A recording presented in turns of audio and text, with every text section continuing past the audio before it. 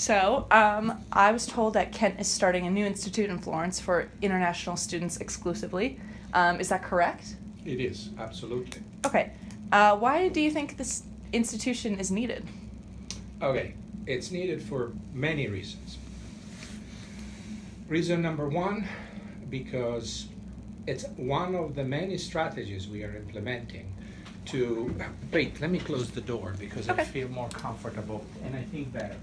It's one of the many strategies we are implementing to develop new forms of international enrollment. So, we bring students to Kent for a degree. We have the Brazil Institute. We offer students from all over the world the opportunity to study for a month in Florence. Mm-hmm. So we cannot leave any stone unturned. Okay. So it's a new form of recruitment. Then I think Florence, this is the first reason. The second reason, Mm-hmm. I think very few universities in America have a gem like we do in Florence. Mm-hmm. So we need to get the best possible out of it. And we have semester programs, we offer tens of courses, all the colleges send students. We already have a summer program. Well, Mm-hmm. why not make it available to international students? And that's the second thing. And the third thing is marketing. Because I think, have you been to Florence? No, I went to Venice. Okay. Well, I think that if students from all over the world see Florence, they will really be impressed about Mm-hmm. our program there, but also about Kent State. And why do you think that is?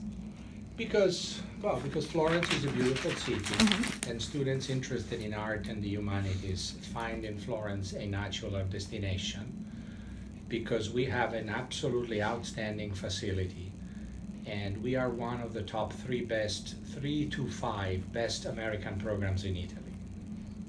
So you need to show your best jewels. And then the last thing, because I think we should recreate in Florence a diverse environment besides being abroad. Mm-hmm. So we want students from all places, all genders, all races, all religions. We want a microcosm there that reflects everyone. That's my answer. Okay, that's a good answer. So how do you think this new university or this new institute will work, per se? Okay.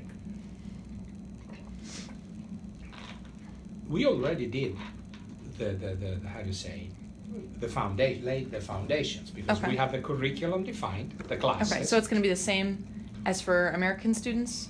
It's smaller. Okay. For our students going in June, we offer like 40 classes. Mm-hmm. In this, we offer about 10. Okay. And in this, they are really concentrated on Italian/European civilization. Yeah. So, and then we printed, I have it, I think. Do I have it? Is this it? No, this is the other one. But we have a brochure like this with the classes, we priced it, etc. It's all our faculty. It's Kent State faculty. Mm-hmm. It's the faculty that normally teaches in Florence.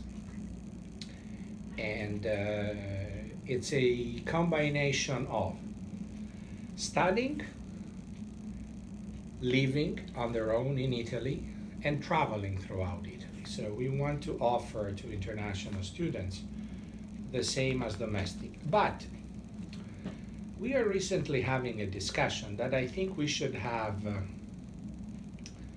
like in every good pie, you need many ingredients. Okay. I think it could be a good idea to have a small number of Kent State students together with the international students in Florence. Okay.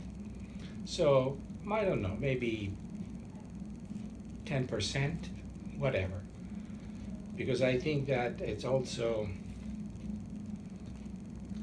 I don't know. What do you think they would add to the international students' experience? You know, we say student first, right? Mm-hmm. So let's try to look at this from that angle. Yeah. let's say I'm a Chinese student going to Florence. I am in a beautiful city, I get first class education, I live in Italy on myself, plus I am with my peers from America.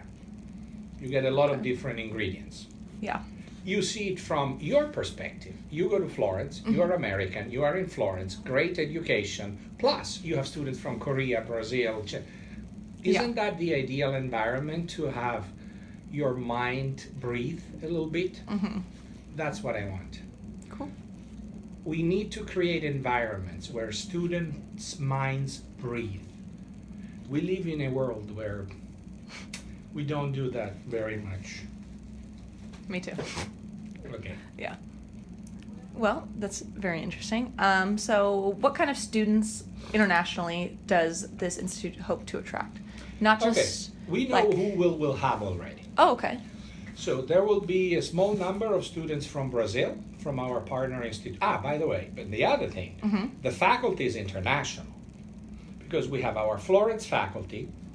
We have a professor from Yale University teaching there. Giuseppe Mazzotto? Yes. I did speak to him. He was a very cool guy. Okay. So we have a professor from Yale. We have a professor from Brazil. We have a professor from California. We have professors from Europe. Really, where do you find a better place? And next year, we will have professors from South Korea and China. I just had lunch with one that is going there next summer. So is this summer the first time this is going to be open? So we are planning, expecting, hoping to get 50 students. We already know that a few will come from Brazil. We have about 10 that will be coming from China. We know of a good dozen, 15 that will be coming from South Korea. And then the rest is recruitment. Rest is recruitment.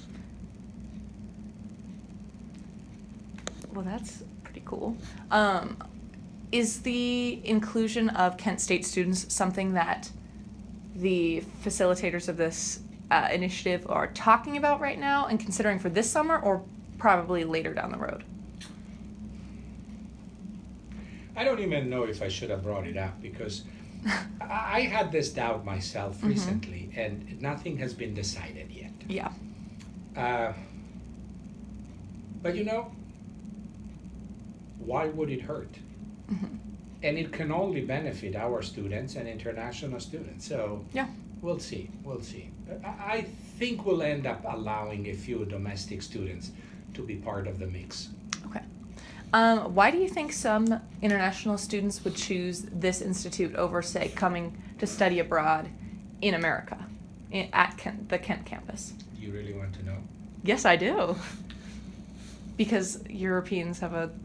I'll let you say it. You can... Number one, visa. Getting a visa to come to America is a lot more complicated than going to Europe. Number two, the perception of America around the world. I just returned from a trip to China and India, and I might have been asked 50 times in 2 weeks about America being violent, campuses having crime, and the visas and restrictions on immigration. So the perception of America is not that at its highest point. The other thing is Florence is an international brand. Everyone knows Florence around the world. Is visited by tens of millions of tourists every year, is an icon of international tourism, so it's easily recognizable. So if you want to sell a program in Kent, Ohio, you can still say we have a great university, but if you mention Florence, that turns on a light right away. Okay. So would you say that part of the reason this institute or this initiative is happening is to increase Kent's international student enrollment numbers? Yeah, that's why. It's to include that, to diversify the formats of enrollment. Oh, okay. I would highlight that. Because only if we diversify the formats of enrollment, enrollment can grow. Cool. I agree. Okay. Is there anybody you would recommend I talk to about this? To learn more about this? Yeah. To be very honest, and I feel a little embarrassed, I invented it. That's what I figured. So if it doesn't work... No, you have great... I'll be candid with you. The stories I write, I'm required to have 2 sources. So although you are the ultimate authority on this... No, it's not. Yeah. I think Amber is the best person. Oh, okay. Amber Craxton. Yeah. Because, one thing is inventing and one thing is doing the work. So when did this come to you? That's a good question. I don't know. I think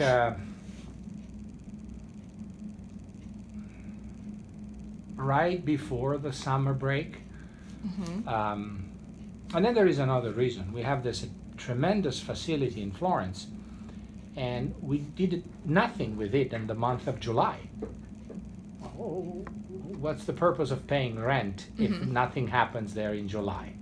Okay, so how does the summer term work then? There are 2 terms. Okay. One is June, and it's the summer school for Kent State and American students. Okay. And the other one is July, and it's the international one. So June, July. And so now there is no longer an empty month. Okay. So Because before... Yes. Before, until last year, July, we just had some faculty-led programs, but really there were very, very few activities going on in the facility. What happened during August? Just like the start of school? Well, we need to have the people go on vacation. Fair enough. So, and now with our students, the calendar changed. I don't know exactly when, but I think our students now arrive in Florence around, I don't know, Amber would know this better than me, but I think August 20th. Okay. So we really have 2 weeks in which is closed. And 1 week we need to repaint the windows. The next week we need to redo I don't know. So all the maintenance is really squeezed in those 2 weeks.